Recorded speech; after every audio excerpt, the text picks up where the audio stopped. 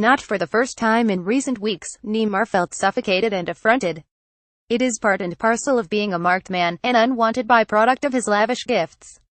And he reacted. Towards the end of last month, it had been in club colours for Paris Saint-Germain in Le Classique at Marseille, and the result was a red card in the 87th minute.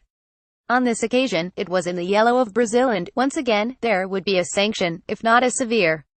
The weird thing was that when Neymar chased a ball forward in the 55th minute of the friendly against Japan in Lille on Friday, his team were 30 up and the atmosphere at a half-empty Stade Pierre-Mauroy was hardly the bear pit of the velodrome.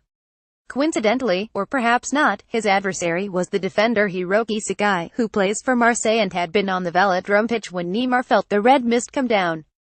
In that game, having been involved in niggle throughout, Neymar reacted to a trip by the winger Lucas Ocampos by squaring up to him. He would receive a second yellow card. In Lille, he grappled and tussled with Sakai, who refused to let him wriggle clear, and then Neymar aimed his dig. It was part cuff, part slap, and it caught Sakai across the back of his head. It surely did not hurt that much, but Sakai reached his hand up to feel where it had landed. He did so with a flourish. There followed a video assistant referee interlude, of the type we may have to get used to. The on-field official, Benoit Bastien, retreated to study a monitor behind an advertising board on halfway, and when he returned he made the outline of a television set before showing the yellow card to Neymar. The Brazilian could not believe it. How dare Bastien? Neymar smiled, as he did after his dismissal in Marseille, and he made it plain that this was not the sort of thing that ought to happen to football royalty. Neymar's cockiness is a part of his appeal, and, in many ways, it underpins his tricks and body swerves and all of the rest. But the world's most expensive player has shown signs of late that he is in danger of crossing the line into petulance and entitlement. Against Japan, which finished in a 3-1 Brazil win, he looked at Bastien whenever there was the slightest contact from an opponent, and he fully expected to be given the free kick. Sometimes he wasn't, but it felt as though he was yet another assistant referee. The countdown to the World Cup finals has started, and every Brazil player can sense the scrutiny of his temperament. The mission has long been signposted to avenge the 7-1 humiliation against Germany from the semi-finals of their World Cup in 2014. But with Neymar, who lives his life under the most brilliant of glares, it is more pronounced. Neymar leaves press conference in tears after Brazil's win over Japan. Video tight. The Brazil manager knows that he can ill afford a lapse of discipline from Neymar in Russia, and when he discussed the pressures on him, it was revealing that he offered both sympathy and a reminder of his responsibilities.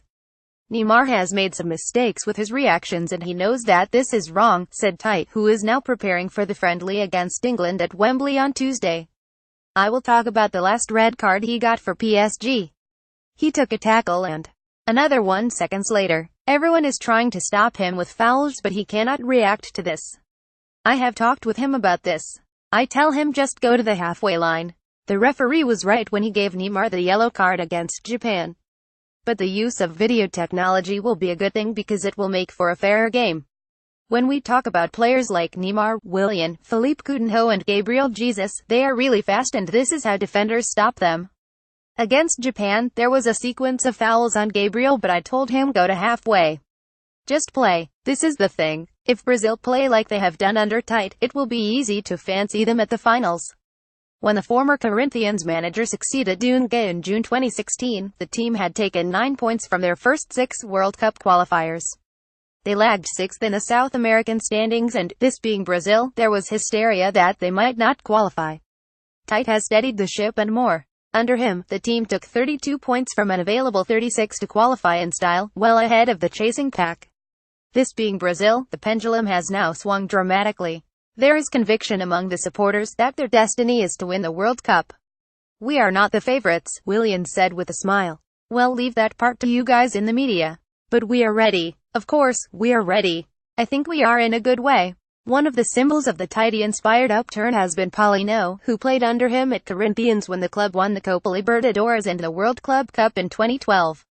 Paulino moved to Tottenham Hotspur in 2013, where he failed to make his mark, and he was playing at Guangzhou Evergrande in China when Tite got the Brazil job and surprisingly recalled him. How Paulino has responded. The midfielder scored 6 goals during qualification, including a hat-trick in the 4-1 win against Uruguay in Montevideo, and last summer he earned a transfer to Barcelona. Tite has reshaped the squad and he has promoted trust and collective responsibility, most overtly with his policy of rotating the captaincy from game to game.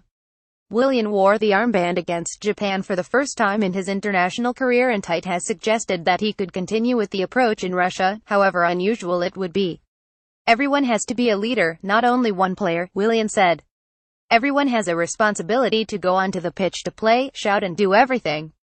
It is Neymar who bears the greatest burden, and he has been stung by claims that his relationships with the PSG manager, Unai Emery, and his clubmate Edinson Cavani have broken down. Tite insisted that the stories were untrue, but the overriding call to his players was for focus. It is a different Brazil squad to 2014, and of the 25 players that Tite will bring to Wembley, only 7 were involved at the last World Cup. Willian was one of them, and he lived the nightmare of the 71. The scar will never disappear, but he believes that the healing process is underway.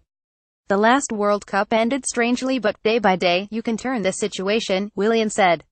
We've done that. Now, it's another story, and Brazil have the confidence to go to the World Cup and win.